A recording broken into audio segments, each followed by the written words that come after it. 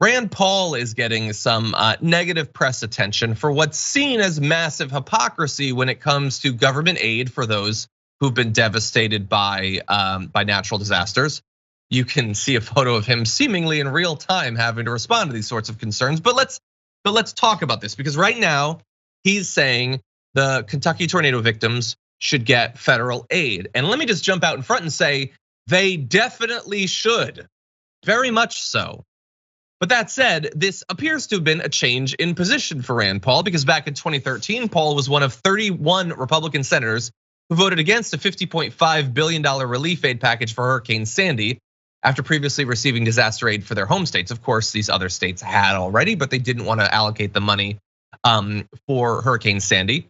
He said at the time, I would have given them $9 billion, and I would have taken the $9 billion from somewhere else. I would have taken it from foreign aid and said, you know what? We don't have money for Egypt or Pakistan this year because we have to help the Northeast.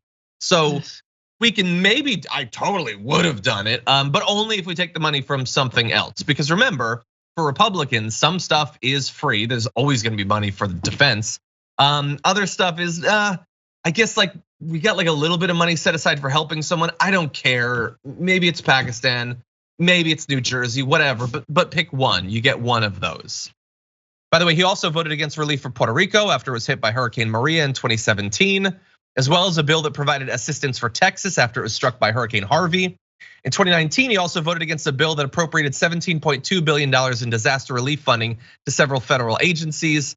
That passed with 85 senators voting in support, to give you an idea of how radical his position was on that. And so, look, I personally think all of these communities deserve the aid, but he's a little bit more picky, Francesca. I mean, he's got some like upside down, weird isolationism going on that only a libertarian has. I mean, he's like against weapon sales to Saudi Arabia and agrees with Bernie Sanders on that. Good for him. But then he's like, yeah, nobody deserves any aid in a time of need. And yet he's in a time of need and needs aid. Like, and this is where I'm glad that Joe Biden is out in front talking about how this is an emergency.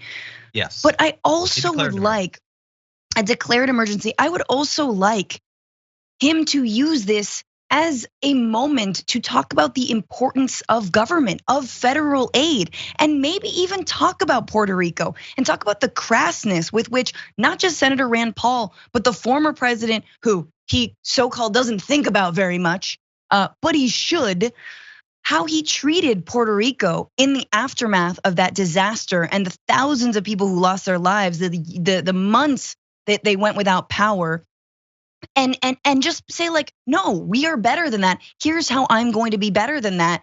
Let's not forget how some in this country, how some leaders would like to treat people who deserve to survive, live with dignity, and recollect their lives and their homes. Yeah.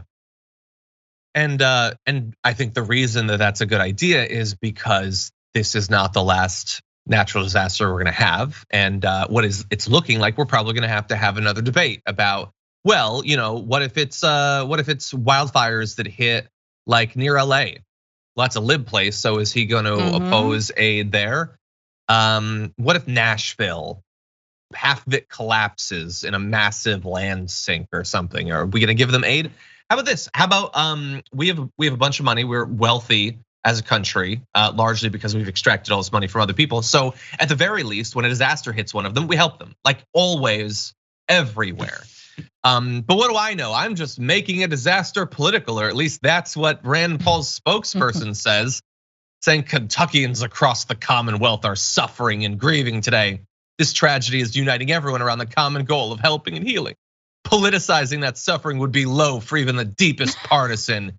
Yet here the corporate media is trying to do exactly that. Well, hold on. You can't just claim we have a common goal of helping and healing because people in Puerto Rico needed to be helped and healed. In Houston, they needed that. In Jersey, they needed that. I have united around that goal. We've been consistent there. It is the senator who has not had a constant position on these things. And here, look, the fact that we're talking about an individual politician, to some extent, is that possibly politicizing this? Sure, but I would argue it's slightly less politicizing it than on a case-by-case basis approving or denying aid based on whether it affected your state or not. That's a little bit more powerfully partisan than what we're doing right here. And I think it's a debate worth having so that people like Rand Paul won't stop future sufferers of natural disasters from not getting the aid that they desperately need. Stop pointing out my hypocrisy. Corporate media. We're not corporate media though. So like many people are pointing out your hypocrisy. Sorry, like Twitter eggs are pointing out your hypocrisy, buddy.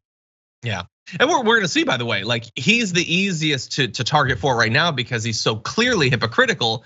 But let's say that they have a big vote for aid. How many Republicans are gonna vote against that?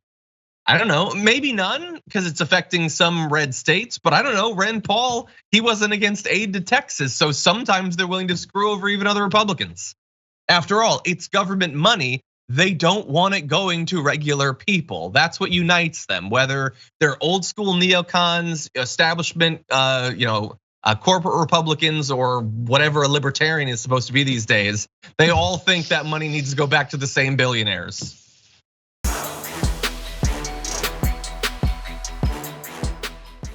Check out the Damage Report podcast each day, wherever you get your podcasts, whether Pocket Casts or Stitcher or iTunes. You can join me as I give you the news and stories you want, with a range of co-hosts and interview guests jumping in on the fun each day.